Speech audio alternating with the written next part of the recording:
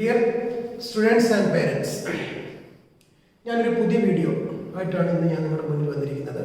എന്താണെന്ന് വെച്ചാൽ നമ്മുടെ കേരളത്തിൽ നീറ്റിനോടുള്ള അഫിനിറ്റി ദിവസം കൂടുന്തോറും കൂടി വരികയാണ്. നിങ്ങൾ ഒരു റെഗുലർ ചാൻസിൽ ധൈര്യമായിട്ട് നീറ്റിന് പ്രിപ്പയർ ചെയ്യും. കിട്ടിയാൽ അഡ്മിഷൻ എടുക്കാം. ഒരു പ്രാവശ്യം റിപ്പീറ്റ് ചെയ്യാം. കിട്ടിയില്ലെങ്കിൽ ഒരു പ്രാവശ്യം റിപ്പീറ്റ് ചെയ്യാം. നിങ്ങൾക്ക് എല്ലാവർക്കും അറിയാം, കേരളത്തിൽ മെറിറ്റായിട്ട് 1800 സീറ്റ്സേ ഉള്ളൂ. ഏതാണ്ട് 1,00,000 കുട്ടികളോളം നീറ്റിന് വേണ്ടി പ്രിപ്പയർ ചെയ്യുന്നുണ്ട്. അതിൽ വളരെ തുച്ഛമായ കുട്ടികൾക്ക് മാത്രമേ മെഡിസിൻ അഡ്മിഷൻ കിട്ടുന്നുള്ളൂ.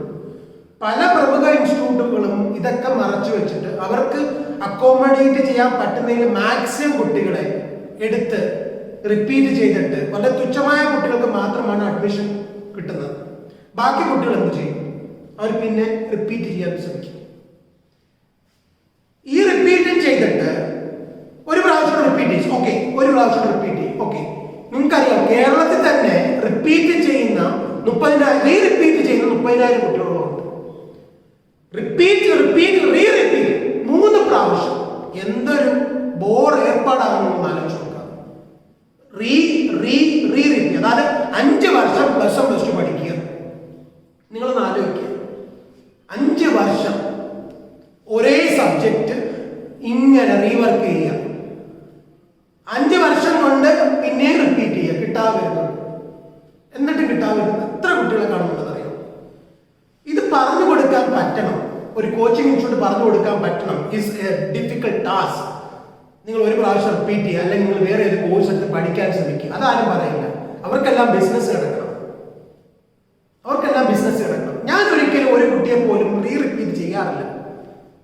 റിപ്പീറ്റ് ചെയ്യിക്കുന്നെങ്കിൽ അവരെ ഏതെങ്കിലും ഒരു കോഴ്സ് എടുത്തിട്ടേ റിപ്പീറ്റ് ചെയ്യിപ്പിക്കത്തുള്ളൂ.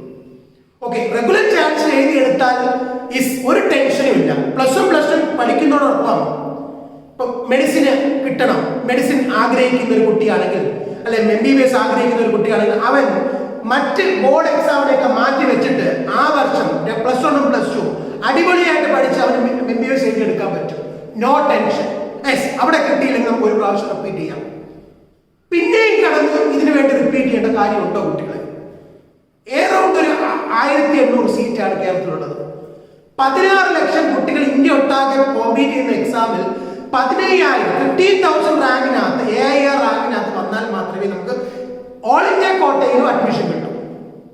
അതുപോലെ തന്നെ കേരളത്തിലെ സീറ്റ് എടുത്തു കഴിഞ്ഞാൽ ഒരു 1800 സീറ്റ്, എയിംസ് എടുത്താൽ 1400 സീറ്റ്, ജിമ്മർ എടുത്താൽ 250 സീറ്റ്സ്, AFMC എടുത്തൊരു 200 സീറ്റ്സ്. ഇത്രയും സീറ്റ്സിന് വേണ്ടിയിട്ടാണ് ഇന്ത്യ ഒട്ടാകെയുള്ള 15 ലക്ഷം കുട്ടികൾ കോമ്പീറ്റ് ചെയ്യുന്നത്. റിപ്പീറ്റ് ചെയ്യുന്നു, റെഗുലർ ചാൻസ് ചെയ്യുന്നു, റിപ്പീറ്റ് ചെയ്യുന്നു, റിപ്പീറ്റ് ചെയ്യുന്നു, റിപ്പീറ്റ് ചെയ്യുന്നു. 3 പ്രാവശ്യം റിപ്പീറ്റ് ചെയ്യുന്നു. എന്തൊരു അതിശയം!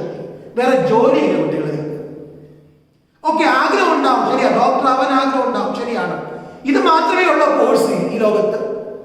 ഇത് മാത്രമേ ഉള്ളൂ കോഴ്സ് ഇന്ത്യയിൽ. ഇത് മാത്രമേ ഉള്ളൂ കോഴ്സ്.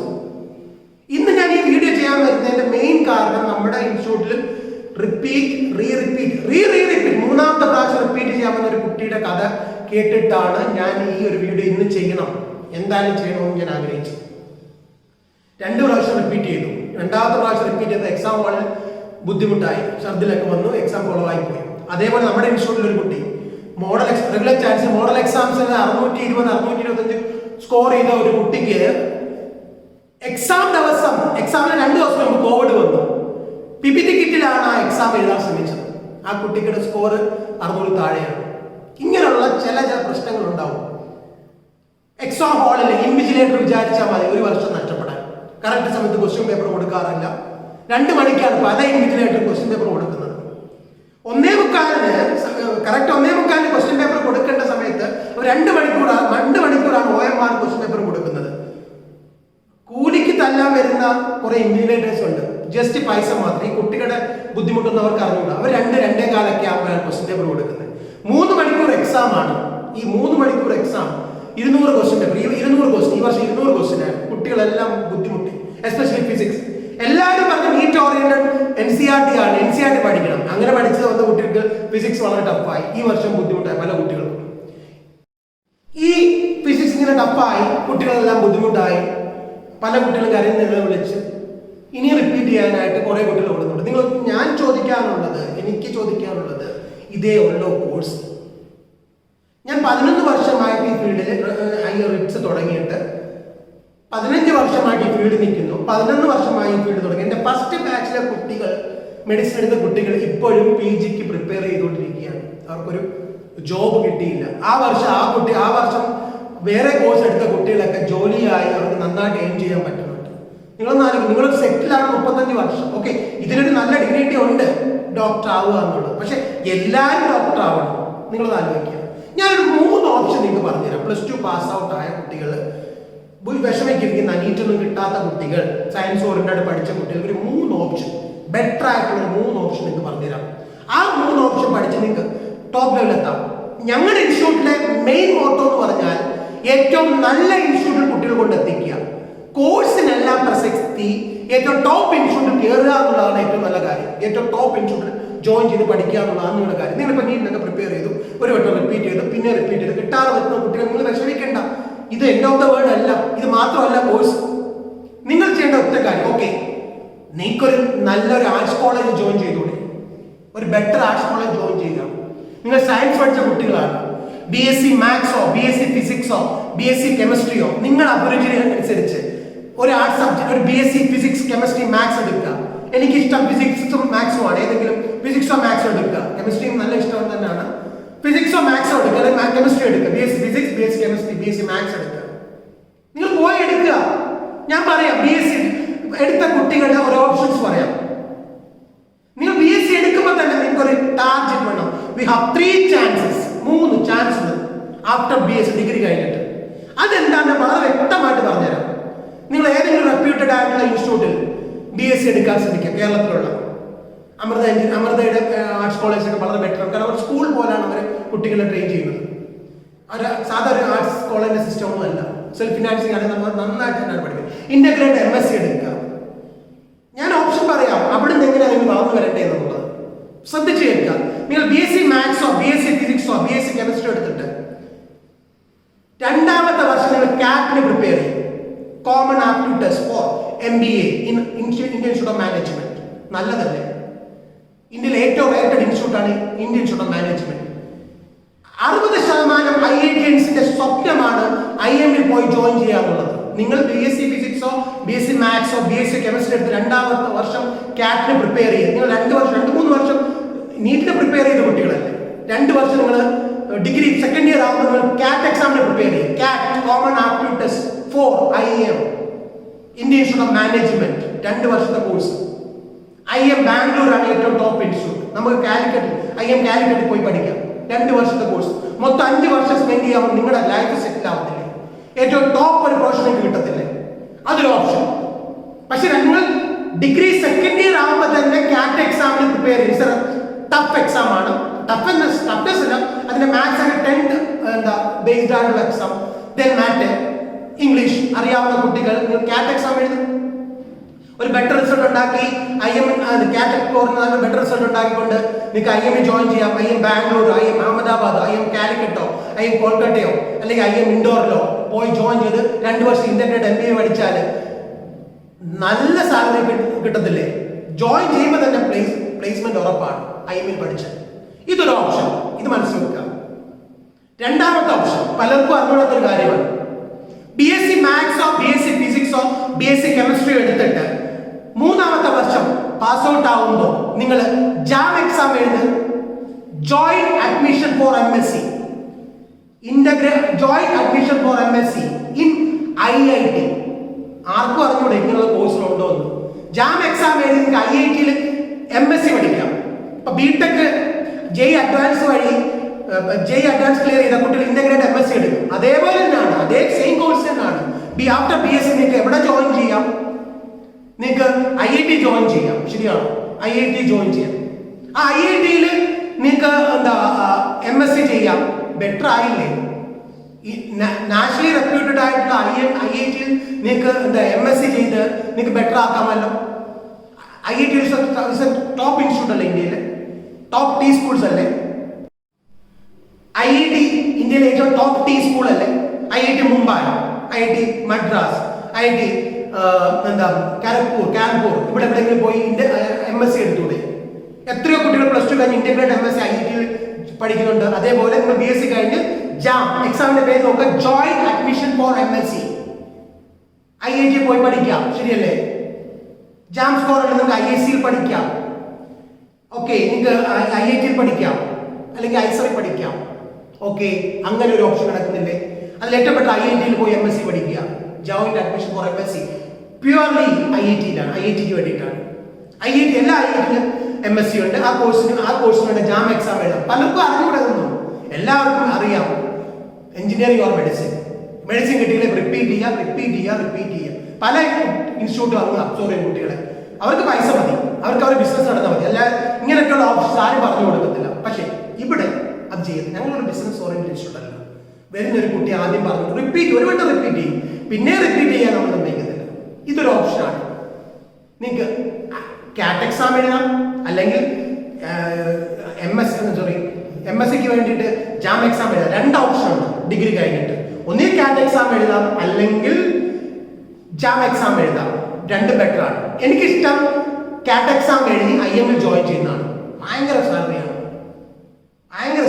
MBA ചെയ്യുക, IIM ചെയ്താൽ നല്ല സാലറി പ്ലേസ് ആവും. ഓക്കെ, ഇപ്പം ഇന്റഗ്രേറ്റഡ് IPM എക്സാം ഉണ്ട്. അതായത് പ്ലസ് 2 കഴിഞ്ഞ് ഡയറക്റ്റ് നമുക്ക് IIM ജോയിൻ ചെയ്യാം. IIM ഇൻഡോറും IIM ബ്രോദക്കിലും അഡ്മിഷൻ, നമ്മുടെ ഈ വർഷം 5 കുട്ടികൾക്കുള്ള IIM ബ്രോദക്കിൽ അഡ്മിഷൻ കിട്ടിയിട്ടുണ്ട്, ഇൻഡോറിൽ അഡ്മിഷൻ കിട്ടിയിട്ടുണ്ട്. ഇതൊക്കെ ഓപ്ഷൻസ് ആണ്. അല്ലാതെ ഇതിനു വേണ്ടി മാത്രം ഈ 2 കോഴ്സിന് വേണ്ടി മാത്രം കിടന്ന് കുസ്തി പിടിക്കേണ്ട വല്ല കാര്യമുണ്ട്? ഏറ്റവും കൂടുതൽ റിപ്പീറ്റ് ചെയ്യുന്ന ഈ നീറ്റിന് വേണ്ടിയിട്ടാണ്. ഇത് 2 ഓപ്ഷൻ ഞാൻ പറഞ്ഞത്. മൂന്നാമത്തെ ഓപ്ഷൻ, നിങ്ങൾ ഈ 2 ഡിഗ്രി പാസ്സായി ഈ 2 എക്സാം എഴുതി. യെസ്, എന്തെഴുതി? ഒന്ന് കാറ്റ് എക്സാം എഴുതി, അല്ലെങ്കിൽ ജാം എക്സാം എഴുതി. കിട്ടിയില്ല, ടെൻഷൻ അടിക്കണ്ട മക്കളെ. നിങ്ങൾ പോയി ധൈര്യമായിട്ട് MSc എടുക്കുക. MSc എടുത്തിട്ട് നിങ്ങൾക്ക് ഗേറ്റ് എക്സാം എഴുതാം. അങ്ങനെ ഓപ്ഷൻ ഉണ്ട്, അറിയാമോ?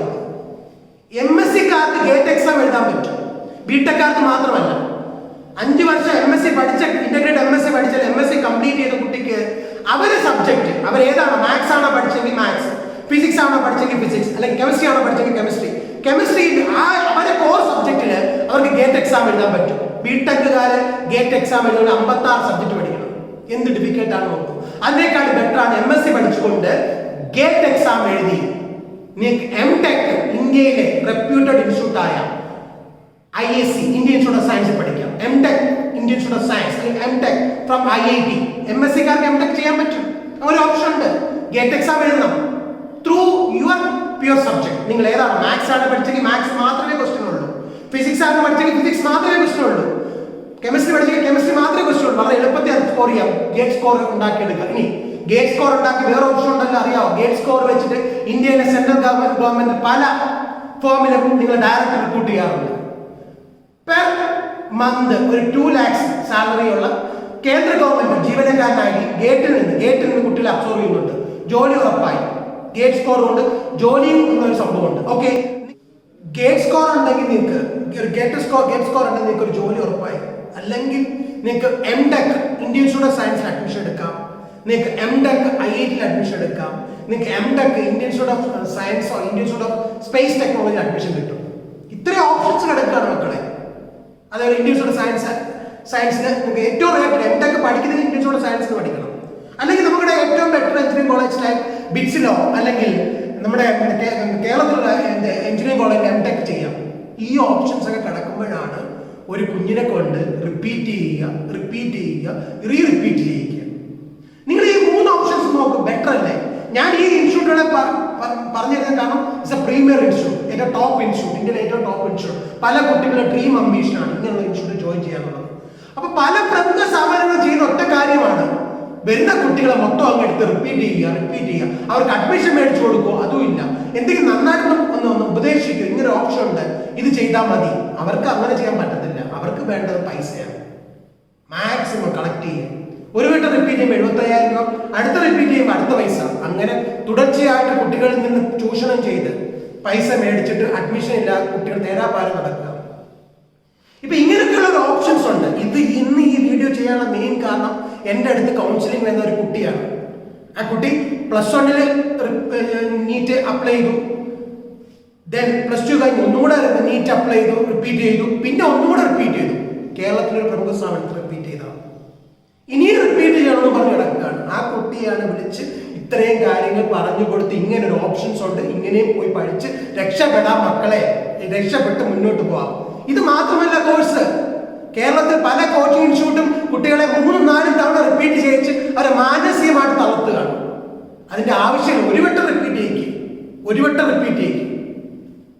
ഈ കോഴ്സിന് വേണ്ടി മാത്രം, ഒരു മെഡിസിൻ സീറ്റിന് വേണ്ടി മാത്രം 3 തവണ റിപ്പീറ്റ് ചെയ്യുമ്പോൾ നിങ്ങൾ നമുക്ക് 5 വർഷം +1 +2 ടോപ്പിക്സ് പഠിക്കുകയാണ്. 5 വർഷം നമുക്ക് MSc പാസ് ഔട്ട് ആവാം. ശരിയല്ലേ? MSc കംപ്ലീറ്റ് ചെയ്യാം. ഇങ്ങനെ ആവുന്ന അവസ്ഥയിലാണ് ഇങ്ങനെ കുട്ടികളെ കൊണ്ട് റിപ്പീറ്റ് ചെയ്യുന്നത്. അത് വളരെ ബുദ്ധിമുട്ടുള്ള ഒരു കാര്യമാണ്. അതുകൊണ്ട് ഇനിയെങ്കിലും നീറ്റ് ഓക്കെ, മെഡിസിൻ ഒരു നല്ല കോഴ്സാണ്, ഏറ്റവും ബെറ്റർ കോഴ്സാണ്. പക്ഷേ PG എടുത്ത് ഒരു നല്ല ഡോക്ടറായാൽ മാത്രമേ സെറ്റിൽഡ് ആവത്തുള്ളൂ. നിങ്ങളൊരു 35 വയസ്സാകുമ്പോഴേ നിങ്ങൾ സെറ്റിൽഡ് ആവത്തുള്ളൂ. നിങ്ങൾക്ക് അറിയാമോ, ഇവിടുത്തെ 11 വർഷം ആദ്യ ബാച്ചില് MBBS കിട്ടിയ കുട്ടികൾ പിന്നെ ഇപ്പോഴും PGക്ക് ട്രൈ ചെയ്തുകൊണ്ടിരിക്കുകയാണ്. ആ വർഷം ട്രിപ്പിൾ ചാൻസിൽ ഫസ്റ്റ് ചാൻസിൽ MBBS കിട്ടിയ കുട്ടികൾ ഇപ്പോൾ റിപ്പീറ്റ് ചെയ്ത് PGക്ക് റിപ്പീറ്റ് ചെയ്യുന്നു. എന്തിനു വേണ്ടി? ഓക്കെ, നല്ല ഡോക്ടേഴ്സ് ഉണ്ടാവും ഉറപ്പായിട്ടും. പക്ഷെ ഇത്രയും വർഷത്തിന് എന്തിനു മെനക്കെടണം? അതുകൊണ്ട് ഇത് മാത്രമല്ല ഓപ്ഷൻ. ഒരു പ്രാവശ്യം റിപ്പീറ്റ് ചെയ്യും, ഓക്കെയാണ്. ഒന്നിൽ കൂടുതൽ തവണ റിപ്പീറ്റ് ചെയ്ത് 3 പ്രാവശ്യമൊക്കെ റിപ്പീറ്റ് ചെയ്യേണ്ട കാര്യമുണ്ടോ എന്നാണ് ഞാൻ ചോദിക്കുന്നത്. ഈ 3 ഓപ്ഷൻസ് നിങ്ങൾ മനസ്സിൽ വെക്കുക, അതിനനുസരിച്ച് പ്രിപ്പയർ ചെയ്യുക. വേറെ ഓപ്ഷൻസ് ഉണ്ട്, വേറൊരു വീഡിയോയിൽ നമുക്ക് അതിനെക്കുറിച്ച് വളരെ ഡീറ്റെയിൽ ആയിട്ട് സംസാരിക്കാം. ഈ 3 ഓപ്ഷൻ നിങ്ങളൊന്ന് ശ്രദ്ധിച്ചു നോക്കുക. ഒന്ന്, ഒരു ഗ്രാജുവേഷൻ ഫിസിക്സ്, കെമിസ്ട്രി, മാത്സ് ഏതെങ്കിലും ഒന്നെടുത്ത് ജാം എക്സാം എഴുതുകയോ അല്ലെങ്കിൽ കാറ്റ് എക്സാം എഴുതി നിങ്ങൾക്ക് IIM ജോയിൻ ചെയ്യാം. ജാം എക്സാം എഴുതി നിങ്ങൾക്ക് IIT ജോയിൻ ചെയ്യാം. ഓക്കെ, അല്ലെങ്കിൽ ആ വർഷം നിങ്ങൾക്ക് BSc കഴിഞ്ഞിട്ട് ജാമും കിട്ടുന്നില്ല, അല്ലെങ്കിൽ കാറ്റും കിട്ടുന്നില്ലെങ്കിൽ നിങ്ങൾ ധൈര്യമായിട്ട് MSc എടുക്ക്. MSc എടുത്തിട്ട് നിങ്ങൾ ഗേറ്റ് എക്സാം എഴുതി ഇന്ത്യൻ ഇൻസ്റ്റിറ്റ്യൂട്ട് ഓഫ് സയൻസിലോ, Indian institute science and education റിസർച്ചിലോ, അല്ലെങ്കിൽ IITയിലോ, ഇന്ത്യൻ ഇൻസ്റ്റിറ്റ്യൂട്ട് ഓഫ് സ്പേസ് ടെക്നോളജിയിൽ പോയി നിങ്ങൾക്ക് MTech എടുത്ത് അവിടെ നിങ്ങളുടെ കരിയർ ബെറ്റർ ആക്കിക്കൂടെ? അല്ലെങ്കിൽ ഓക്കെ MSc കംപ്ലീറ്റ് ചെയ്തു, നെറ്റ് പ്രിപ്പയർ ചെയ്ത് നല്ലൊരു കോളേജ് അധ്യാപകനായിക്കൂടെ?